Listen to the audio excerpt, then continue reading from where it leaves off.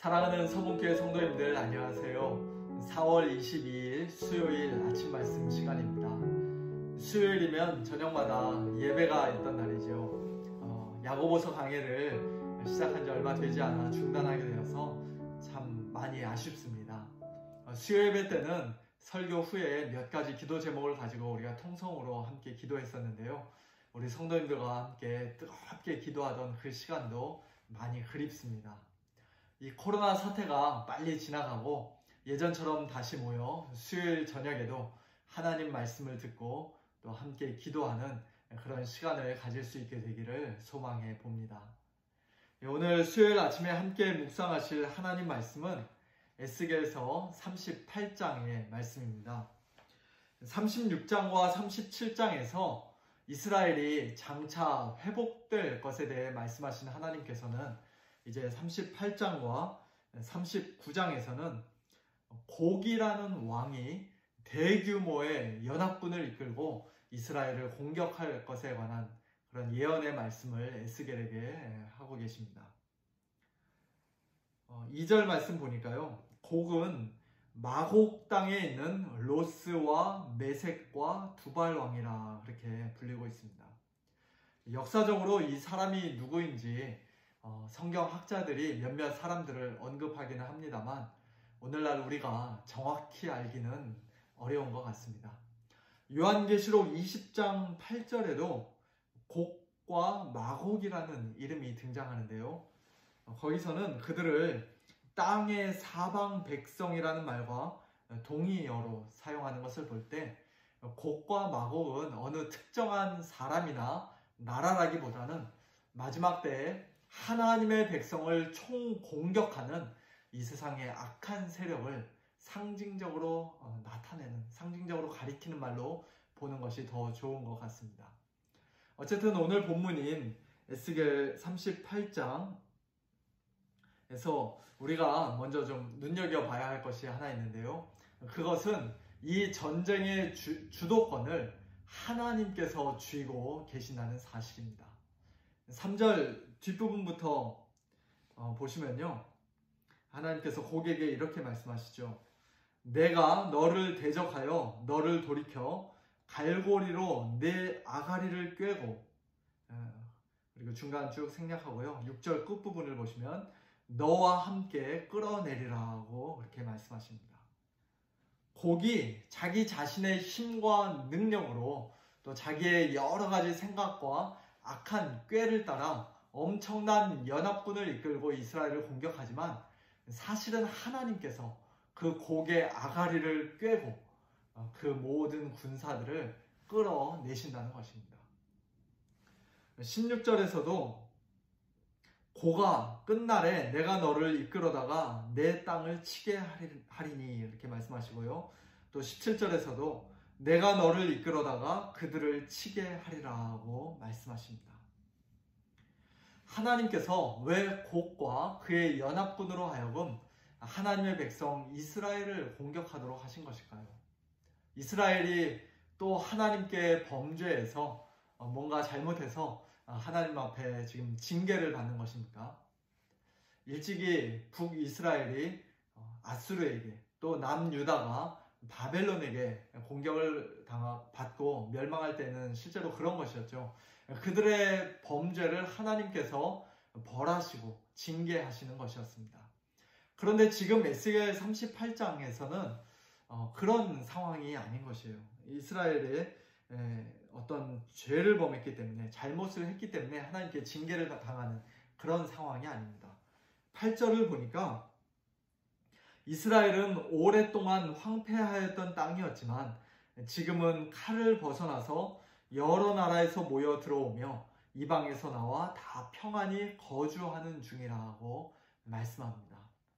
11절에서도 이스라엘 백성은 성벽도 없고 문이나 빗장이 없어도 염려 없이 다 평안히 거주하는 백성이라 말씀하고 있고, 또 12절에서는 이스라엘을 가리켜 황폐하였다가 지금 사람이 거주하는 땅이라고 말하고, 또 이스라엘 백성은 여러 나라에서 모여서 짐승과 재물을 얻고 세상 중앙에 거주하는 백성이라고 묘사합니다. 14절에서는 곡이 공격하는 이 날을 내 백성 이스라엘이 평안히 거주하는 날이라고 말씀합니다. 한마디로 이스라엘의 죄 때문에 하나님께서 곡과 그 연합군으로 하여금 이스라엘을 공격하게 하신 것이 아니라는 말씀이죠. 그렇다면 하나님께서는 왜 평안히 거주하며 하나님을 잘 섬기고 있던 이 세상의 중앙에 살고 있던 그 이스라엘에게 곡과 그 연합군을 보내어 공격하도록 하신 것일까요? 오늘 본문에서 우리는 크게 두 가지 이유를 발견하게 됩니다. 첫 번째는 곡과 그를 따르는 세상의 모든 악한 세력을 심판하시기 위해서였습니다. 18절 이하의 말씀을 보시면 하나님께서 그들을 어떻게 심판하실 것인지 자세히 말씀하고 계세요.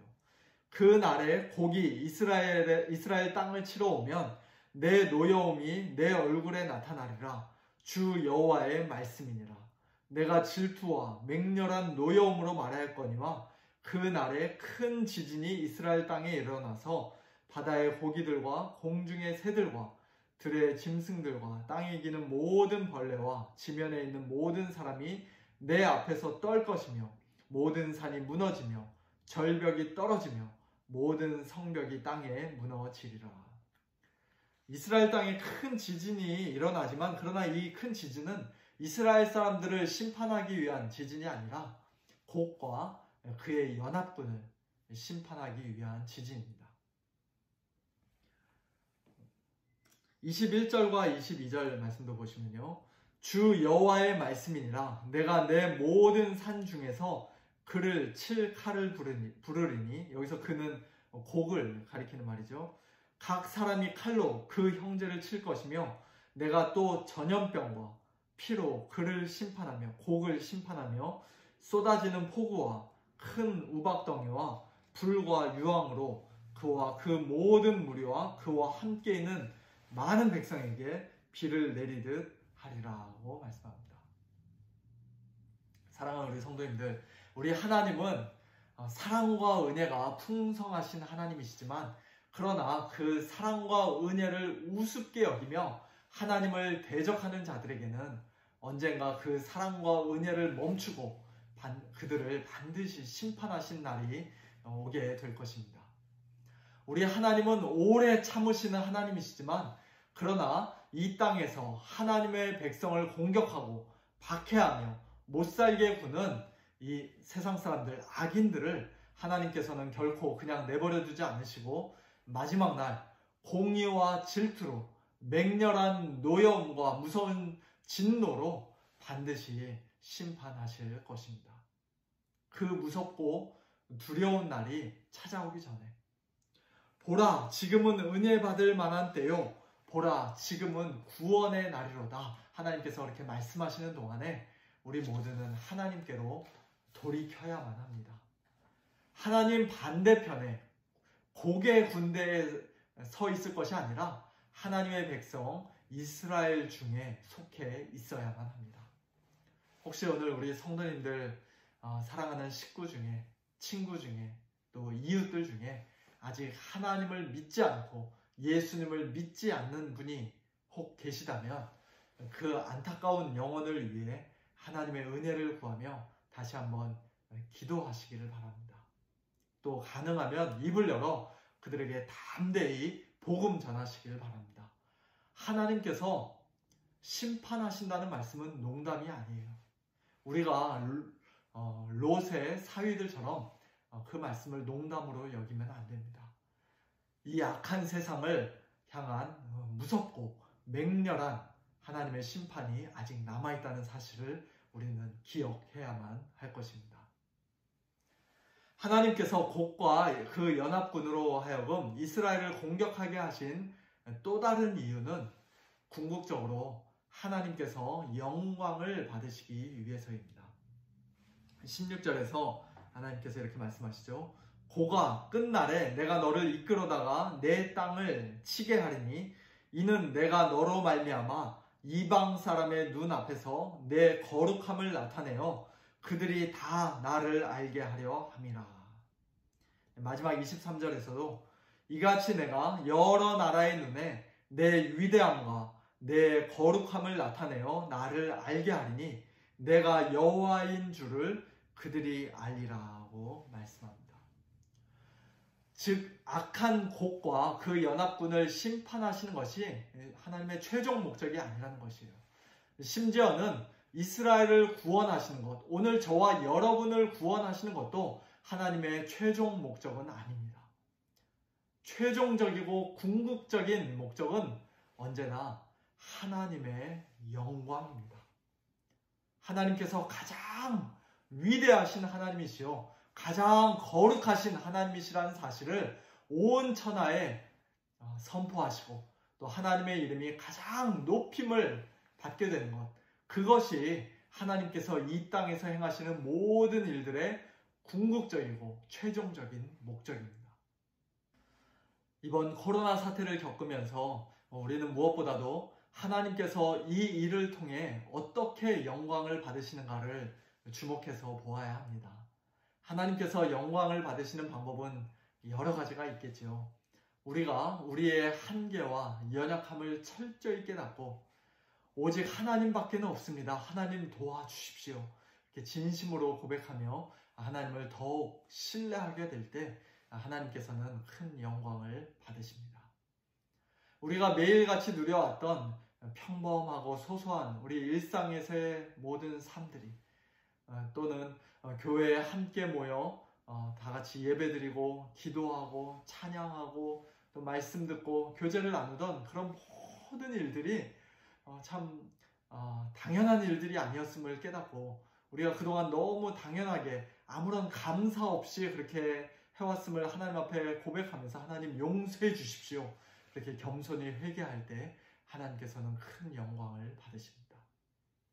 또 우리의 신앙이 그동안 얼마나 수동적이었고 또 형식적이었는지를 깨닫고 개인적인 말씀과 기도를 통해 하나님과의 친밀함을 다시 회복할 때 또 우리 각 가정마다 가정 예배의 제단이 다시 세워질 때 하나님께서는 큰 영광을 받으십니다.